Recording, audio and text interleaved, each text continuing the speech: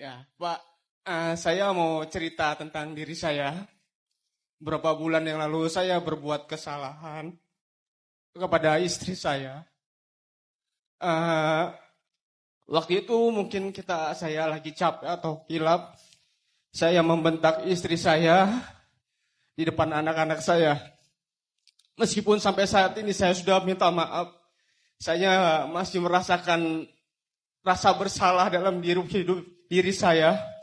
Dan saya merasakan perbedaan istri saya terhadap saya sampai saat ini. Mungkin saya gimana caranya agar istri saya benar-benar tulus memaafkan saya. Bagaimana caranya sikap saya untuk ke depan, Pak, agar saya berdamai dengan istri saya dan untuk bahagia menjalankan hidup di depan nanti. Baik. Mungkin itu saja Pak Ustadz. Baik, Sekian dari saya. Izin sebelumnya. Ya, Istrinya ikut juga ikut hari Pak ini? Ustadz, ikut. Ikut. Baik. Ya, mungkin ini kesempatan untuk saya untuk meminta maaf Pak Ustadz. Setulus hati saya.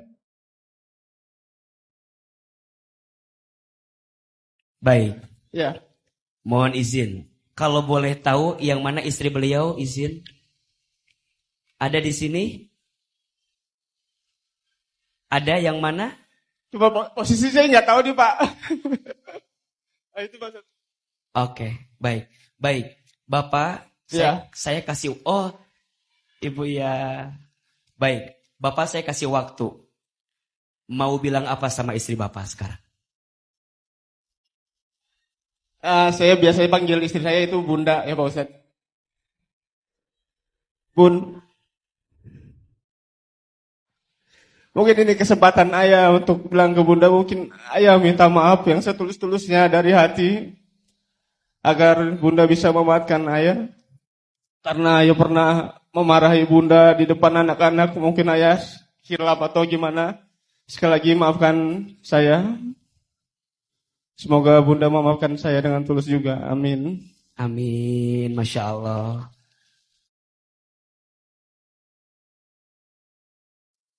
Bapak, Ibu, rumah tangga itu sekolah yang paling lama. Kalau sekolah yang paling lama, berarti belajarnya juga lama. Belajar di sekolah, kalau mau naik kelas, harus ikut apa dulu? Ujian. Maka percayalah, ujian di rumah tangga itu adalah cara Allah mengangkat derajatmu, adalah cara Allah memperbaiki keadaanmu. Saya sangat terharu ketika ada seorang suami minta maaf sama istri. Zaman sekarang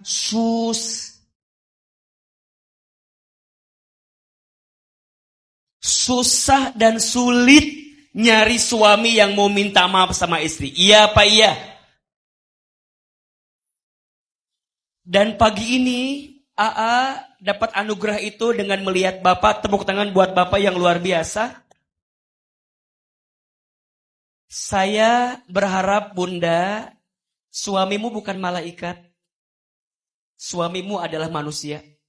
Pasti ada salah. Fokuslah dengan kebaikannya agar Bunda pelan-pelan lupa dengan kesalahannya. Banyak rumah tangga kenapa tidak pernah akur dan bahagia? Karena fokusnya kepada kekurangan. Sehingga lupa kelebihan yang ada dalam diri pasangan kita. Maka izin Bunda, hari ini Bapak sudah minta maaf luar biasa. AA juga sudah bilang nanti siang jalan-jalan ke mall. Bapak jangan maksa juga istri buat maafin Bapak. Jangan, maafin aku. Maafin. Maaf gak bisa dipaksa Bapak. Maaf itu hanya bisa dibuktikan. Dan saya percaya hati perempuan itu memang seperti cermin. Al-mar'atu kal-mir'ah. Perempuan itu hatinya seperti cermin. Cermin itu kalau sudah pecah, engkau bisa merangkai kembali pecahan cerminnya. Tapi pantulan cahayanya tidak akan sama seperti sedia kala. Itulah hati perempuan. Kalau sudah tersakiti, mudah memaafkan, tidak mudah melupakan. Maka Bapak pelan-pelan aja, nggak usah maksa gitu, biasa aja. Yang penting Bapak sudah minta maaf, buktikan, jangan diulangi lagi. Dan Teteh, Bunda, pelan-pelan ya, maafin suami, ingat kebaikan suami, ingat kelebihan suami, agar kemudian di hati ini isinya hanyalah kebaikan suami kita. Assalamualaikum warahmatullahi wabarakatuh. Perkenalkan, nama saya Anton Wijaya. Saya dari sini, dari rumah saya di Halim. Gini, sesuai dengan judul berdamai dengan masa lalu. Jadi 2021 anak saya yang pertama meninggal, sudah prematur, 10 hari di rumah sakit.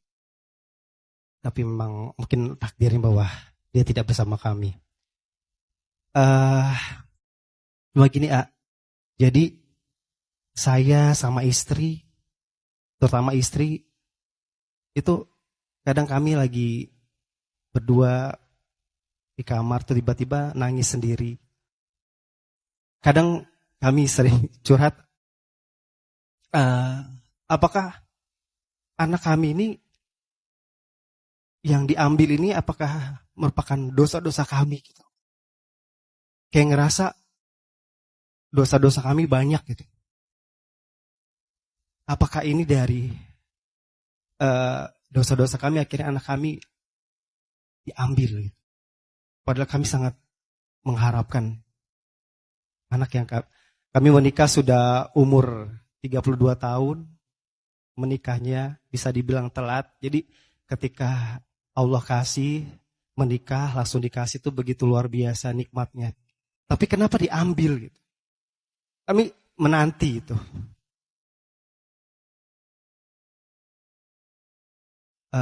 Dan sampai kalau dibilang berdamai dengan masa lalu, gimana ya? Biar kami tuh bisa ikhlas, bisa berdamai dengan masa lalu kami. Sampai saat ini pun terutama istri masih tiba-tiba nangis sendiri. Padahal anak kami alhamdulillah sudah dikasih, sampai saat ini anaknya 3. Alhamdulillah. Cuman tetap ketika lihat anak-anak malamnya nangis sendiri gitu. Kami apa yang sering Mas Anton sampaikan kepada istri untuk menguatkan? Ya, saya cuma bisa bilang ya ini takdir dari Allah. Allah punya rencana yang sangat luar biasa buat kita.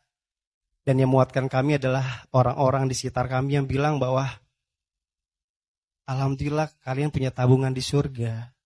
Itu yang kadang menguatkan kami, Tapi tetap aja tiba-tiba ingat masa lalu itu.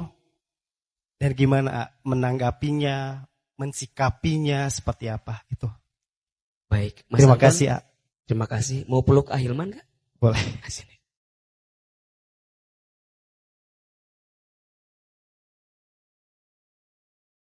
Ada 2 hal yang ingin AA sampaikan kepada Mas Anton. 1, Mas Anton, jangan pernah menghina ketentuan Allah. Karena malam pun tidak pernah menghina takdirnya menjadi gelap. Justru ketika malam terima dia gelap, Allah datangkan bulan dan bintang yang membuat malam itu lebih indah. Setuju? Allah itu